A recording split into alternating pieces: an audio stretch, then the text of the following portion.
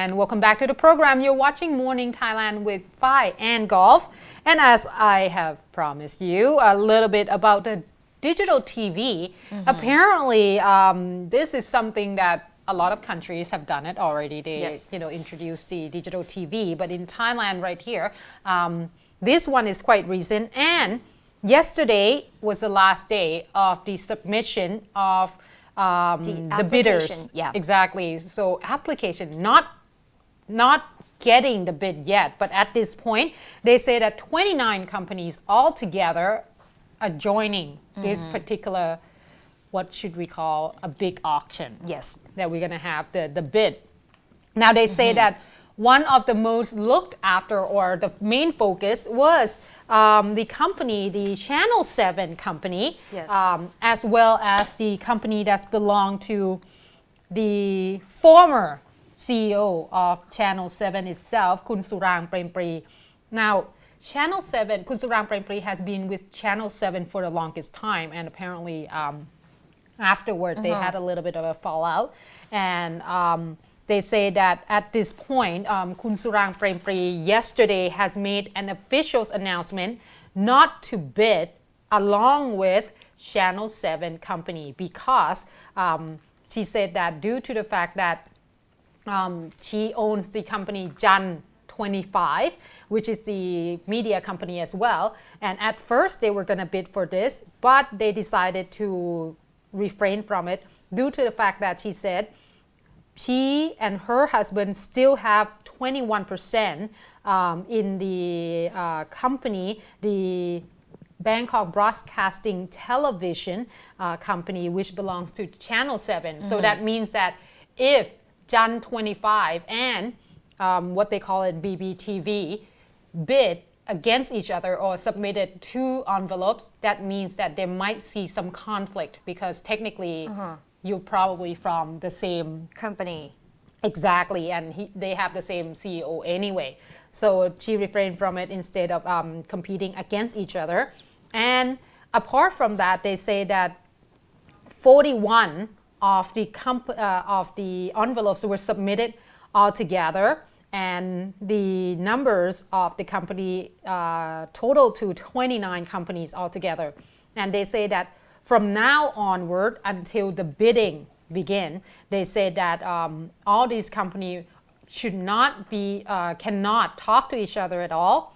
And they say that the NBTC, the National Broadcasting and Telecommunication Commission, will have to take a look at all the documents, make sure that everything is according to the regulation. And they say that within the 45 days from now, they will be able to announce the name of the company who will be able to bid in this particular auction. And they say that that will be announced on December the 13th.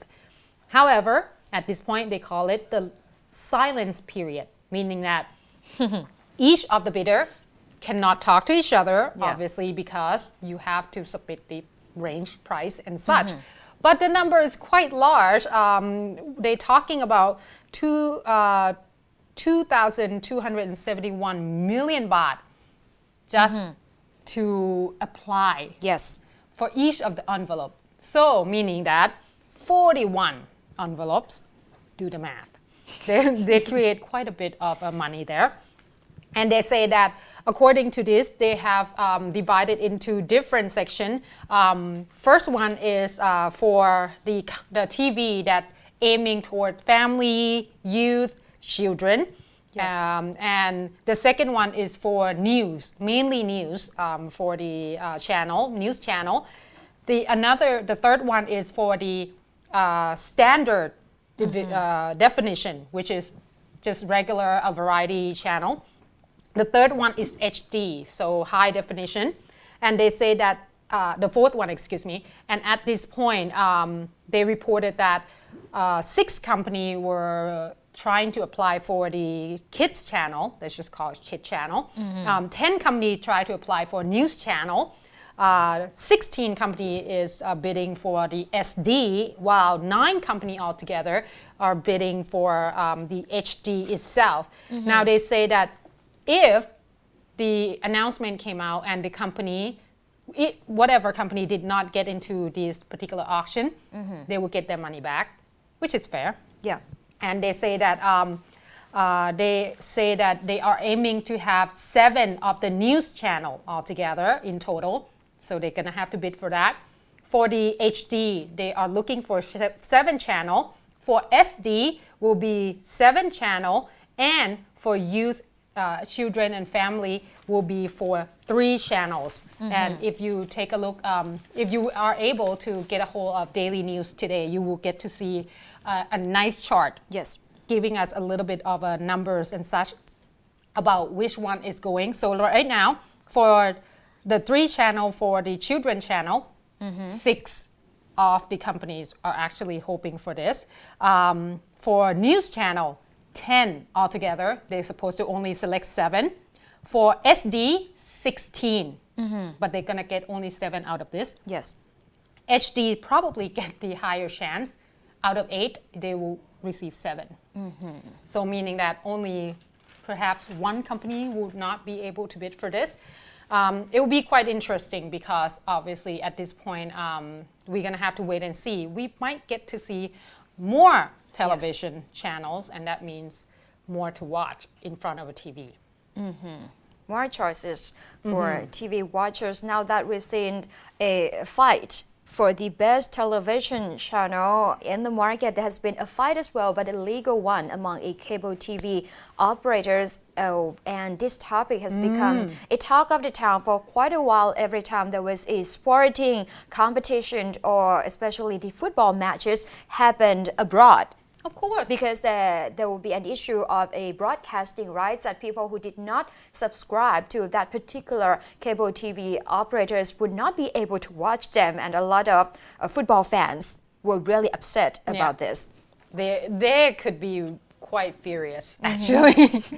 So one more TV provider, the Cable Thai Holding, or CTH, is deciding to prosecute, to take on a lawsuit with the hotels, the 5-star hotels in Thailand, as I said, the CTH, and they has the Thai broadcasting rights for the English Premier League, or the EPL, is now suing the 5-star Sukhothai Hotel and also its cable TV provider for the alleged violation of its broadcasting rights in screening the football matches without its permission, and is now demanding the 50 million baht in compensation.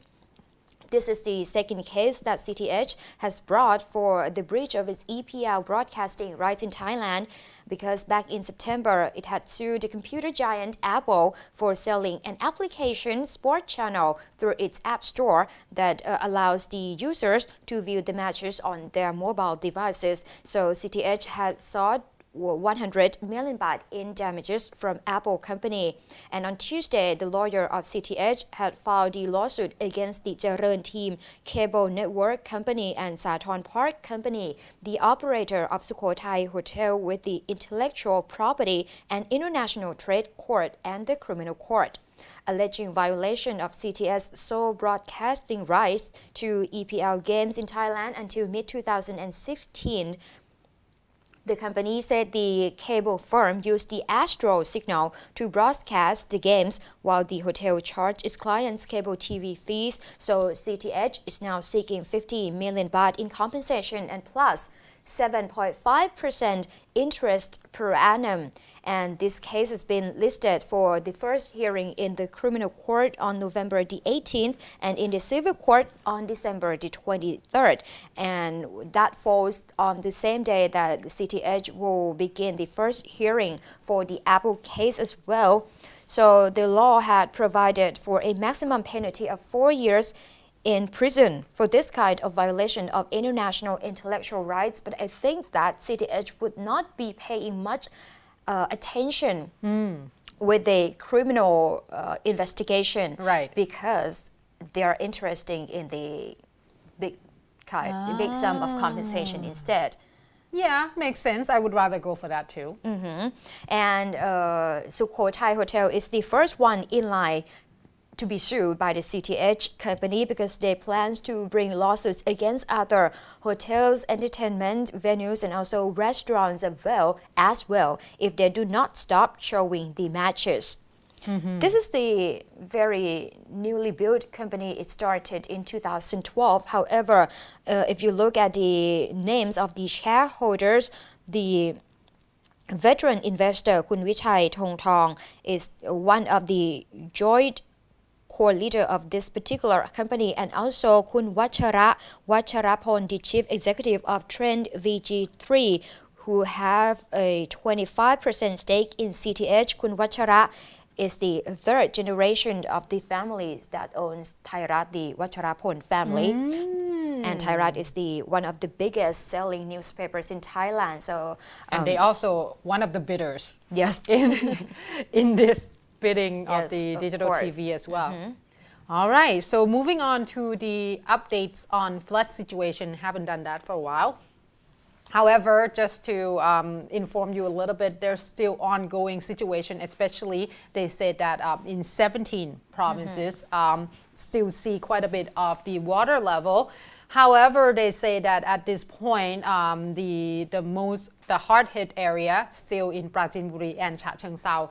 But they say that in Prachinburi itself, it seems like the situation is improved quite a bit.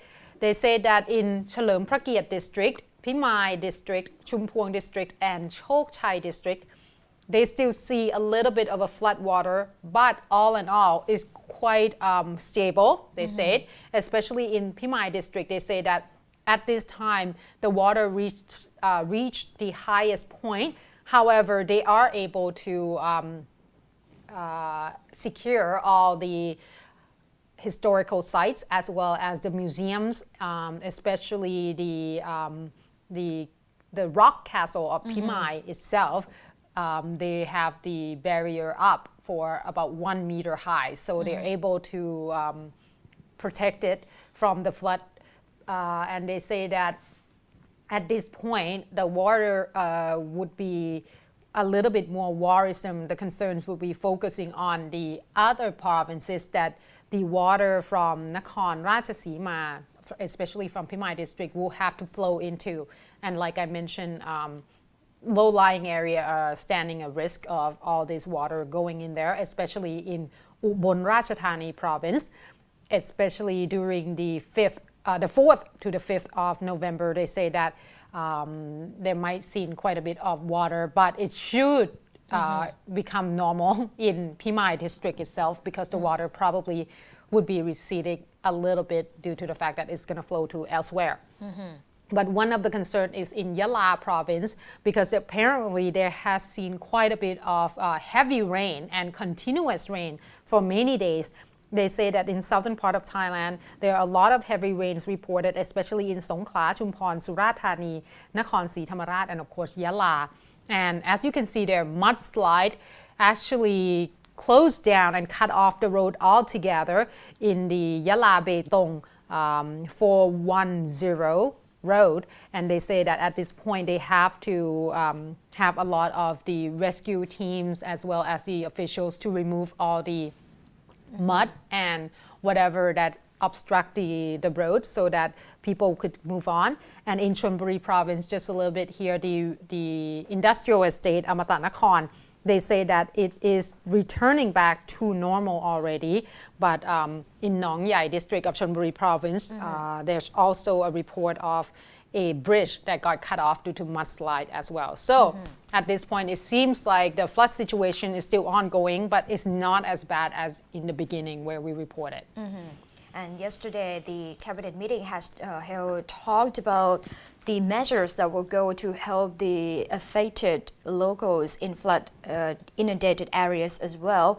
And also from that measures, the cabinet has also talked about the measures that will go to alleviate the plight of para rubber farmers down south. Because if you remember, there was a big protest of the para rubbers a few months back in Nakhon Si Thammarat province, and now they're going to a bigger scale.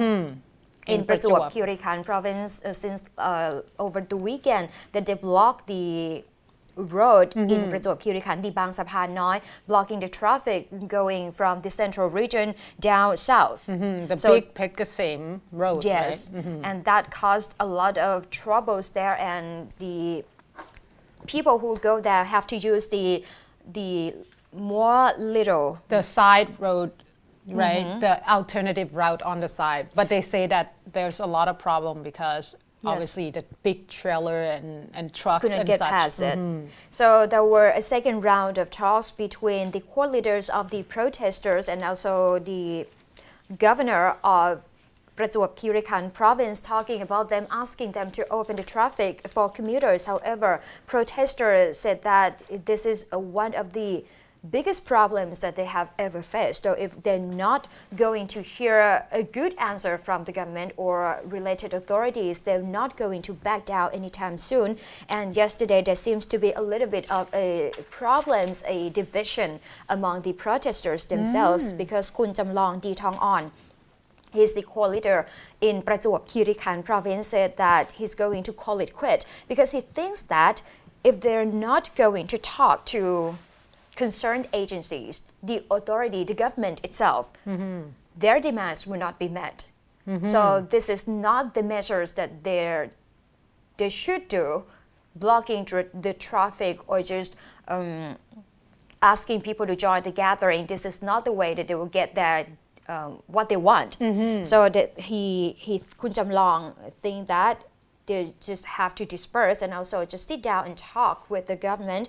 However, other core leaders of the group did not think so. So Kun Jamlong has already called it quit, and they have promoted Kun Wacharapon Kwan Perm, the core leader from Nakhon Si Thammarat, if you remember the former gathering, to become the leader of this particular demonstration.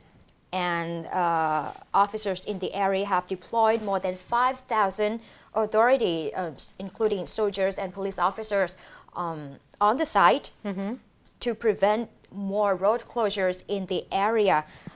General Paradon, Lieutenant General Paradon Patana Thabut, as the NSC chief, the National Security Advisor, had briefed Kun Yingluck Shinawatra, the Prime Minister, on the situation, and also he said that he expressed confidence that police will be able to cope with the situation and control the crowd so that no violence will be caused. And with this particular para-rubber farmers, it seems that the government is going to face another demonstration as well with the potato growers in Nakhon Ratchasima, or Korat, because earlier they have already staged a protest asking the government to assist them, alleviate their burden. However, it seems that the demands have not been met yet, but there was a talk, the negotiation yesterday between Kun Suphon Atathawong, the Deputy Secretary General to the Prime Minister. He has invited representatives of the potato growers of Thailand for a negotiation, and there were 4 agreements between them. First one, that the government will assist the potato growers with the 600 baht subsidization per ton of the produce from earlier demand of 1,000 baht per ton. And second one, the subsidization limit will be only 150 baht per plantation from the earlier demand of 250. The third one, the growers asked the government to give them the money to finish all the process, the subsidization process by December the 31st, which is the end of this year. And the last one, they said that the farmers that will receive this particular subsidization will have to register with the government since the 2011 to 2012. Wow. Okay. So this would be only the farmers that have registered for help earlier, not just people who just sign in and receive the money. All right. I don't know if that's going to create another problems because or a lot of division already, right, in this issue. They'll still have to wait for the government's consideration and a resolution on tomorrow as well. If they're not going to hear more pleasant confirmation from the government, there will be some kind of road blockage and demonstration More, hey? in various areas, Chonburi, motorway of Rayong province, and also the Maptaput industrial estate in Sakeo, Prachinburi, and Chantaburi province as well. Meanwhile, in the northeastern region, they will be affected because they threatened to close the road in Nakhon Ratchasima, Buriram, Chayapum,ศรีสะเกษ and in Ubon Ratchathani. So a lot goodness. of places is going to be affected. All right. Well, let's hope for the best. And, we don't need any more protesting, actually, because we do have one right here in Bangkok as well. And we're going to talk about that after this break, so please stay tuned.